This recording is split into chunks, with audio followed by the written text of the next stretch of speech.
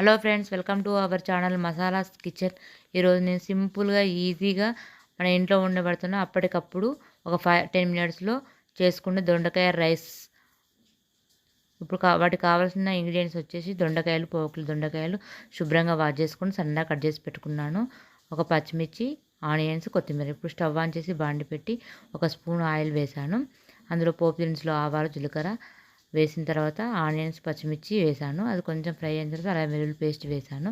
అది ఫ్రై అయిన తర్వాత కొంచెం పసుపు వేసుకొని దొండకాయ ముక్కలు వేసుకొని మన టేస్ట్ తగినంత సాల్ట్ వేసుకొని మగ్గించుకోవాలి.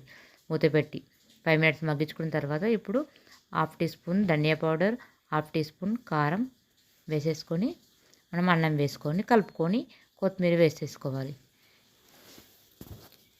అంతే, టేస్టీ ఈజీ ఒక 10 మినిట్స్లో అయ్యే లంచ్ బాక్స్ రెసిపీ దొండకాయ రైస్ రెడీ.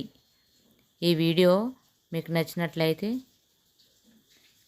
లైక్ చేయండి, షేర్ చేయండి, సబ్స్క్రైబ్ చేసుకోండి, కామెంట్ చేయండి ఫ్రెండ్స్. ప్లీజ్ కామెంట్ చేయడం మర్చిపోకండి ఫ్రెండ్స్. మీ కామెంట్ చేయడం వల్లనే కదా నేను చేసే రెసిపీ ఎలా ఉందని తెలుస్తుంది. అలా కామెంట్ చేయండి, లైక్ చేయడం మర్చిపోకండి ఫ్రెండ్స్. లైక్ ఇవ్వడం వల్ల కొంతమందికి నేను పెట్టే వీడియోస్ రీచ్ అవుతూ ఉంటాయి.